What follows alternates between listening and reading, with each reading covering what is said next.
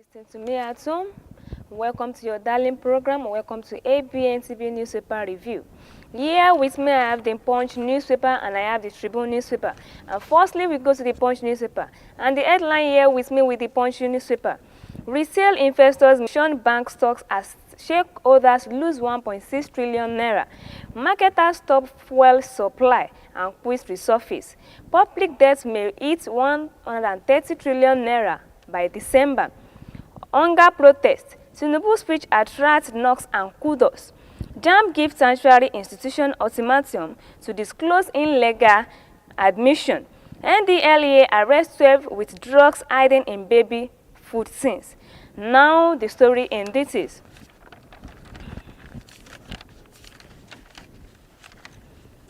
Buhari ministers force Tinubu brokers back protest organizer. A former Minister of Youth and Sport Development, Solomon Dalog, who served under ex-President Muhammad Buhari, on Sunday, faulted President Bola Tinubu national broker seeking an end to the ongoing nationwide hunger protest. Dalog, who led the anti-government protest in Jos, Plateau State, last Thursday, was again at an open-air Sunday church service held by the protester in Jos. Speaking to journalists at the Sunday service held at the Old Airport Road about with a large crowd of protesters, including Christians and Muslim leaders, Dalog describes Tinubu broadcast as empty, insisting that the protest was far from finished. The ex-minister said the president did not say anything in his speech. He did not appeal to the protesters to stop the protest. He only threatened them and told the security agencies to continue with the clampdown, shooting and killing. He did not even address Nigeria. He was just talking to himself and numbers of his contents. All these things, he said, only go to strengthen our resolve to continue with the protest. The protester brandished the Nigeria flag, blocking the Oki Airport roundabouts, compelling motorists to seek alternative routes within the metropolis. Buhari ministers forced Tinubu's broadcast backs protest organizer. The full details of this story is on page 8 of the Nigerian Punch newspaper. Another story here with me in the Nigerian Punch newspaper. Resign if you cannot pay 17,000 naira, NLC tell Gombe governor. The Nigeria Labour Congress had advised governor who cannot pay now new 70,000 naira minimum wage to quit office. The Gombe State Governor, Inuwa Yahaya, last week said his administration would not be able to pay the new national minimum wage of 17,000 naira. Yahaya, who chairs the Northern Governors Forum, spoke at the meeting with the labor leaders, civil society organization, and trader association at the government house in Gombe. Reacting to the Gombe governor declaration, the head of public relations of the NLC, Benson Upan, advised him to resign. He should quit if he cannot pay. He took an oath of office to uphold the law and not to break it, he said. No official of the Trade Union Congress has responded to the Punch inquiries about the governor's outburst. Last week, President Bola Tinubu signed the new minimum wage as into law. The signing of the law came nearly 2 weeks after President Tinubu and the organized labor union agreed to pay 70,000 as the new minimum wage. Resign if you cannot pay 17,000 naira, NLC tell Gombe governor. The full details of this story is on page 9 of Nigerian Punch newspaper.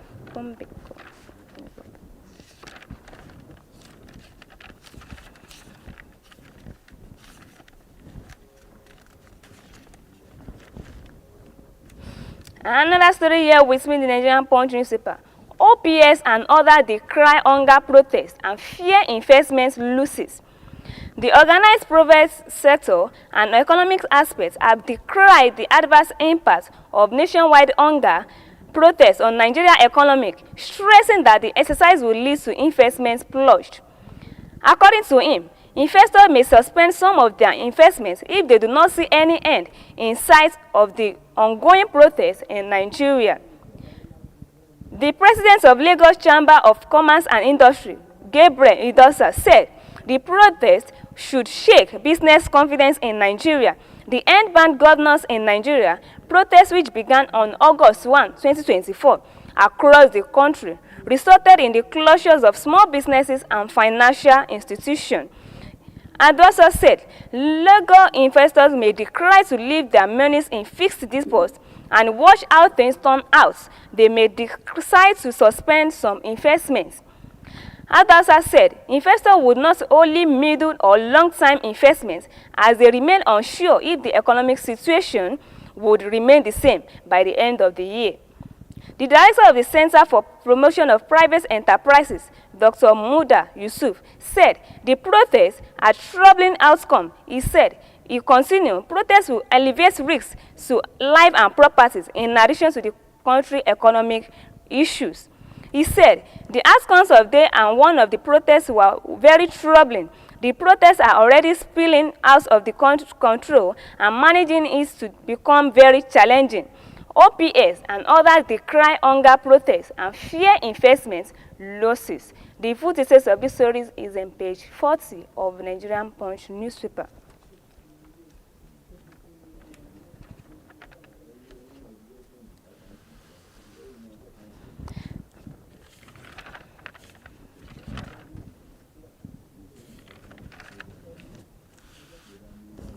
Another story here with me in the Nigerian Punch newspaper.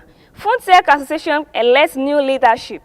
The Fintech Association of Nigeria has announced its newly elected officers for the 2024 to 2026 term, following the recent election that saw 11 new leaders emerge to steer the association affairs for the next 2 years. In a statement, the association said the new leadership is expected to build on to progress made by the outgoing glove call and take the association to greater heights.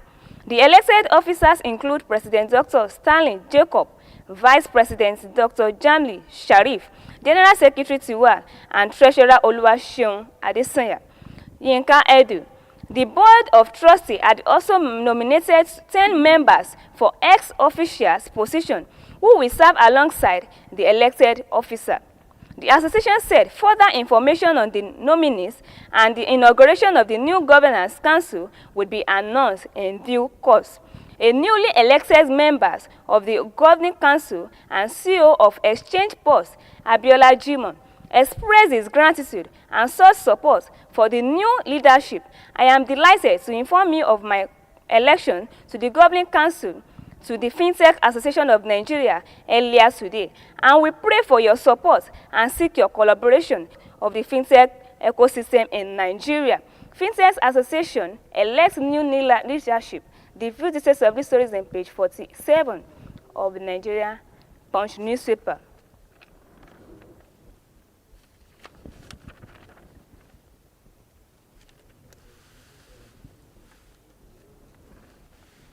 Another story here with me in the Nigerian Punch newspaper. CDHR demand returns of fuel subsidy. The Committee for the Defense of Human Rights has called for the reversal of fuel subsidy removal. The CDHR on Sunday statement issued by its President and Publicity Secretary, Debo Adeniran and Idris Olayinka, respectively, said this on the heels of the end ban governance protests ongoing in the country. Following the protest that has rocked the country for 4 days, President Bola Tinubu made a national broadcast on Sunday morning, saying he had heard the youth loud and clear, asking them to suspend the protest and embrace dialogue. Reviewing the key takeaway from the president's broadcast, the CDHR noted that there were no timelines to each of the promises the president proposed, but only hammering on the government's achievements so far which had not been really felt by Nigeria people. The CDHR charges the federal government to give timelines for the fulfillment of the proposed promises to ease the living condition of Nigeria people. The CDHR demand immediate reversal of petroleum fuel subsidy, which has thrown the country into inflationary condition, and charges the federal government to curb all corruptive elements that are associated with it. Also, the hike in electricity tariff should be reversed to return many businesses to production. CDHR demand return of fuel subsidy. The full details of this story is on page 42 of the Nigerian Punch newspaper. And lastly, with me in the Nigerian Punch newspaper, Obaseki blames federal government for hardship as protesters worship on streets. The Edo State Governor, Godwin Obaseki, on Sunday said the hardship in the country is blamable on the policy of the federal government. This was an angered protester in Edo State held in a church service on the street. Obaseki, in a statement on Sunday, said his government has implemented several people-oriented programs to reduce the suffering of Edo people in the wake of the difficult living conditions which the people are had to endure arising from various policies that had been implemented by the federal government. Obaseki listed some of the programs to accelerate the sufferings of the people, to include raising the minimum wage for workers 70,000 naira to boost their purchasing power, and introducing a free transport scheme along the route power, introducing operated by the Edo City Transport Services, and extending free Wi-Fi services to public space to help service citizens to communicate, and kick-starting a state-wide feeding for the vulnerable implemented in partnership with Christians and Muslim institutions, among others. Obaseki said the protest is obviously the result of difficult living conditions which Nigeria have had to endure, particularly over the last 1 year, arising from various policies that have been implemented by the federal government. These policies have taken a severe toll on citizens who have had to endure astronomical high food prices, high transportation costs, galloping inflation, and loss of operating capital by small businesses owners across the country. Obaseki blames federal government for hardship as protesters worship on streets. The full details of this story is on page 43 of the Nigerian Punch newspaper.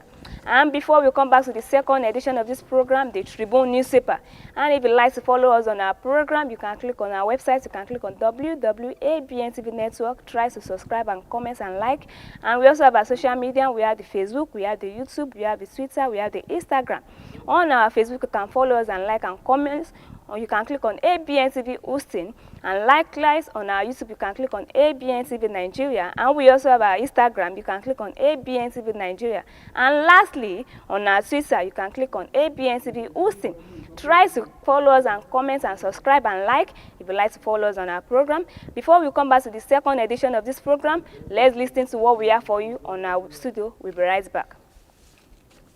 Discover the uniqueness in the entertainment industry. African Broadcasting Network (ABN) is now the pace setter in the industry. Do you want to advertise your product and services? Count on us. We will do it much more than your expectations. African Broadcasting Network (ABN) will deliver quick and prompt services. Our quality and clarity stands us out when it comes to delivering quality broadcasting. Our staffs are hardworking and versatile in the specific field of office. Our environment is so conducive and we are open to all. We also give advice on how to run your business profitably. African Broadcasting Network is situated at 9894 Eastern Street, Suite 875, Houston, Texas 77036. Contact phone 281-652-8396 and 832-490-8203. Website www.abntvnetwork.com. ABN, celebrating Africans' rich cultural heritage.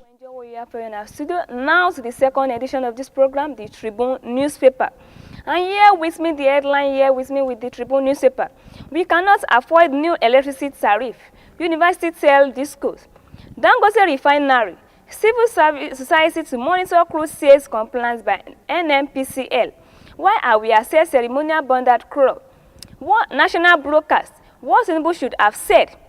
Security challenges persist because Nigeria is surrounded by francophone countries. NDLA sees large shipments hiding in body compartments of 4 vehicles. Economic losses of protests cannot be estimated. Now the story in details. As protests end in Lagos, Sanwo-Olu opened new engagement channel with governments.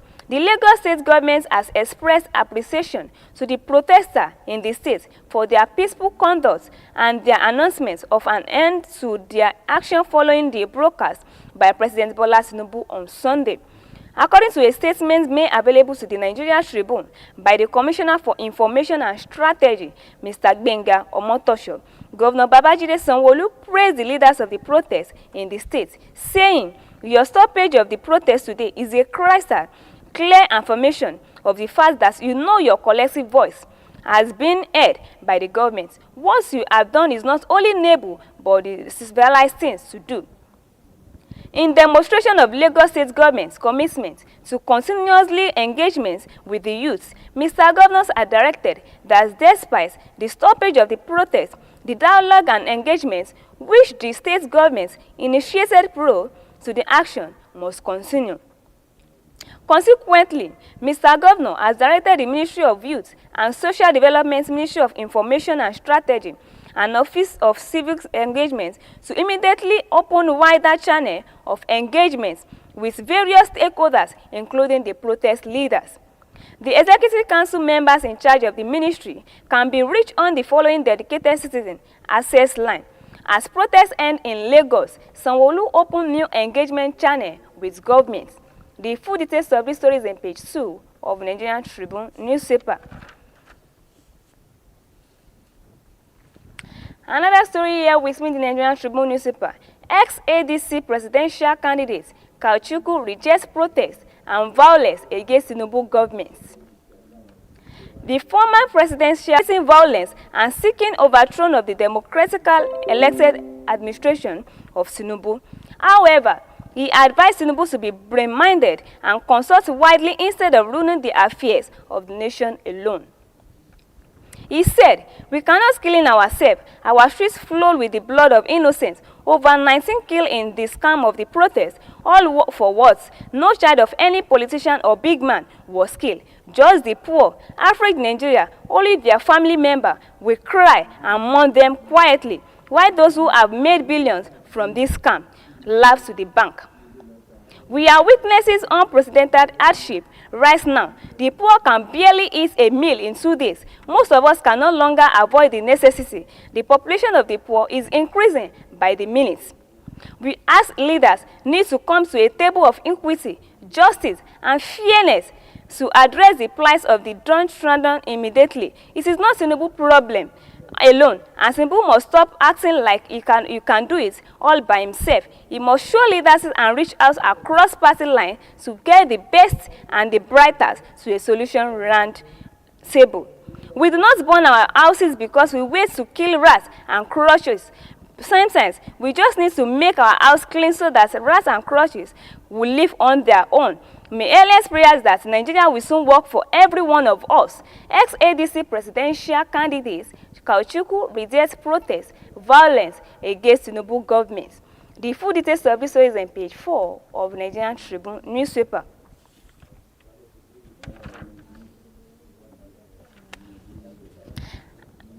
Another story here with me in the Nigerian Tribune newspaper. 200 billion naira consumer credit will make life easier for Nigeria. President Bola billion naira each of NEFON, the students' loan, and credit corporation from the proceeds of the crime recovered by the EFCC. Additionally, we have incurred $602 million under the Digital and Creative Enterprises Program to empower our young ones, creating millions of IT and technical jobs that will make them globally competitive. These programs include the 3 million technical talent scheme. Unfortunately, one of the digital centers was vandalized during the protest in Kano. What a shame, he said. In addition, he said the government has introduced the Skip Off Assistance Program, the Nigeria Youth Academic, and the National Youth Talent Exports Program. He also said more than 570 billion naira has been released to the 36 states to expand livelihood support to their citizens, while 600,000 nano businesses had benefited from nano grants. 200 billion naira consumer credits will make life easier for Nigeria. The full details of this story is on page 7 of the Nigerian Tribune newspaper. Another story here with me in the Nigerian Tribune newspaper. Illegal admission. JAMB give institution 1 month deadline to submit list of affected students. The Joint Admission and Matriculation Board, JAMB, has given 1 month deadline to all tertiary institutions in the country involved in illegal admission of students prior to 2017 to submit to the board list of affected students for condemnment in line with the waiver granted by the federal government. This came as JAMB has described as fake and fraudulent, a strange admission practice labeled as daily part-time by certain polytechnics and sub-up by some universities, and warned candidates against enrollment for such program. Public Communication Advisor of JAMB, Dr. Fabian Benjamin, speaking at a news conference on Sunday in Abuja on behalf of the board registrar, Professor Isaac Oloyode, maintained that admission of candidates outside the approved center admission processing system platform is illegal. He insisted that JAMB will no longer entertain absorption of illegal admission through the window of conductment of illegal admission without registration number. Recall that CAS was introduced in 2017 to ensure accuracy, record, transparency, accountability, fairness, equity in admission into tertiary institutions in Nigeria.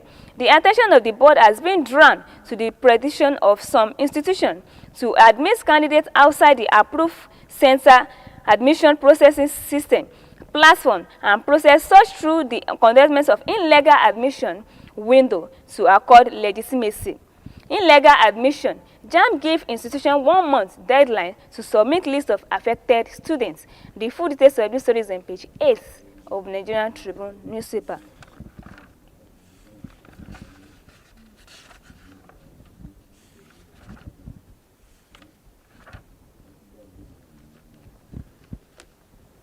Another story here with me in the Nigerian Tribune newspaper.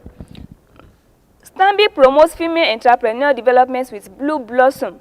Stanbic IBTC has reinforced commitment toward the development of female entrepreneurs with its continued engagement through the Blue Blossom. Blue Blossom is a committee of women focused on seeing effectively diversity into investments, building and sustainable businesses or careers, and protecting their wealth and families while connecting with other women in the community. Stanbic IBTC Holdings PLC, it is an annual woman event tagged Blooming Weekend, celebrated women in its Bloom Blossom community, which ventures several components include a yoga section, village markets, the Ladies at the Table Empowerment Series, an all-day trade fair and small medium-scale enterprises master classes.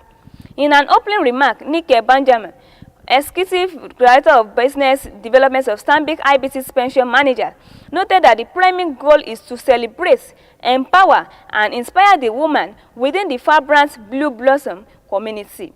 As part of the activities marking the first Blooming Weekend, the Ladies at the Table Empowerment Series stand out as a landmark event dedicated to forging meaningful connection and fostering growth. This annual roundtable is more than just an event. It is a strategic gathering to enhance brand relationship with exercising patrons and potential customers. Stanbic promotes female entrepreneur development with Bloom Blossom. The full details of this story is on page 19 of Nigerian Tribune newspaper.